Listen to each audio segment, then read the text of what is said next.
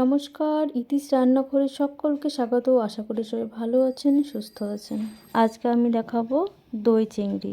চলুন দেখে নেই আমি এই রেসিপিটা কিভাবে করেছি, সেটাই দেখাবো আজকের ভিডিওতে।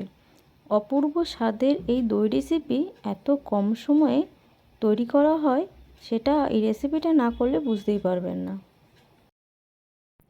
প্রথমে আমি মাছগুলো খুব ভালো করে ধুয়ে নিয়েছি। এখানে কিন্তু মাছের যে বডির যে খোসাটা, সেটা কিন্তু আমি ছাড়াইনি। তার মধ্যে দিয়ে দেবো সামান্য একটু ব্ল্যাক পেপার আর লেবুর রস। এই সব দিয়ে ভালো করে একটু মেখে আমি 5 থেকে 6 মিনিটের জন্য রেখে দেবো। যারা চিংড়ি মাছ পছন্দ করে না, তারাও কিন্তু এই রেসিপিটা পছন্দ করবে। এরপর একটি কড়াইতে জল নিয়ে নিয়েছি, তার মধ্যে পেঁয়াজ কিন্তু কিউবিক করে কেটে নিয়েছি, তার মধ্যে দিয়ে দেবো কয়েকটা কাজু। এই দিয়ে জল ভালো করে ফুটিয়ে নিয়ে আমি কিন্তু পেঁয়াজগুলোকে হালকাভাবে সিদ্ধ করে নেব। এরপর আদা রসুন কাঁচা লঙ্কার একটি মসৃণ পেস্ট তৈরি করে নেব। মাঝে মাঝে ঢাকা তুলে দেখে নিতে হবে পেঁয়াজটা সিদ্ধ হয়েছে কিনা। আর এই রেসিপিটা করার জন্য যখন পেঁয়াজগুলোকে সিদ্ধ করে নিতে হবে, তখন কিন্তু জলের পরিমাণটা একটু কম দিতে হবে। জল শুকিয়ে গেলে পেঁয়াজগুলোকে নামিয়ে নেব। তারপর একটি ফ্রাইং প্যানে সাদা তেল খুব ভালো করে গরম করে নিয়েছি। তারপর কিন্তু মাছগুলোকে ভেজে নেব। মাছের একটা পাশ ভাজা হয়ে গেলে আমি কিন্তু অন্য পাটটাও ভালো করে ভেজে নেব। একে একে সব মাছগুলোকে খুব ভালো করে ভেজে নেব। বেশি কিন্তু কড়া করে একদমই ভাজবো না, একটু মিডিয়াম করে ভেজে নেব। একটি মিক্সির বাটির মধ্যে জল ঝরিয়ে পেঁয়াজ আর কাজু নিয়ে নেব। তার মধ্যে নিয়ে নেব 2 চামচ মতো পোস্ত।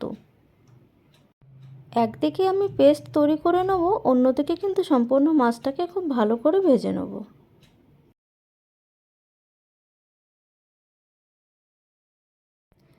ভেজে রাখা ওই তেলের মধ্যে এবারে ফোড়ন দিয়ে দেবো শুকনো লঙ্কা, দারচিনি, এলাচ। ফোড়নগুলোকে কিছুক্ষণ ভেজে নেব। তারপর দিয়ে দেবো আদা রসুন কাঁচা লঙ্কার পেস্ট, দিয়ে কিছুক্ষণ কিন্তু আবার নেড়ে চেড়ে দেবো। আদার কাঁচা গন্ধ না যাওয়া পর্যন্ত মশলাগুলোকে কিন্তু কষিয়ে নিতে হবে। মশলা কিছুক্ষণ কষিয়ে নেওয়া হয়ে গেছে। এবারে দিয়ে দেবো পেস্ট করে রাখা কাজু, পেঁয়াজ আর পোস্ত। এবার কিন্তু আবারও কিছুক্ষণ ভালো করে নেড়ে চেড়ে দিতে হবে। জল ব্যবহার না করে মশলাগুলোকে কিন্তু খুব ভালো করে কষিয়ে নিতে হবে। এবারে দিয়ে দেবো স্বাদ মতো নুন, জিরে গুঁড়ো আর দেবো ধনে গুঁড়ো। স্বাদ ব্যালেন্স করার জন্য সামান্য একটু চিনি অ্যাড করব। এবারে সব কিছুকে একসঙ্গে খুব ভালো করে মিশিয়ে নিতে হবে। হিটটাকে একদম লো রেখে খুন্তির সাহায্যে খুব ভালো করে নেড়েচেড়ে দিতে হবে, যেন কড়াইতে পুড়ে না যায়।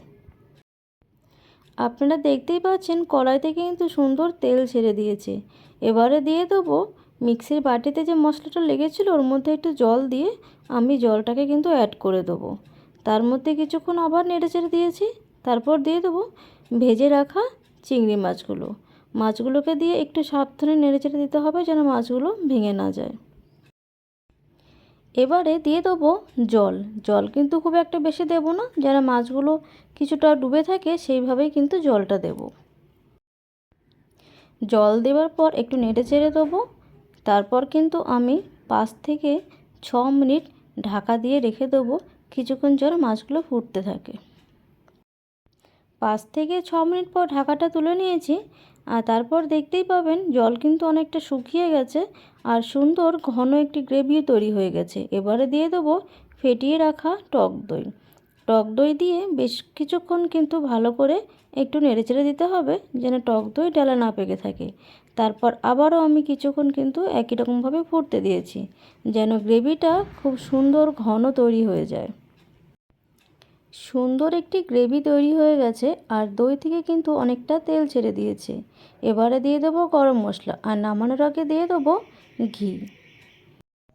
পরিবেশন করার জন্য দই চিংড়ি রেডি। গরম ভাত আর পোলাওয়ের সঙ্গে খেতে খুব ভালো লাগে এই রেসিপি।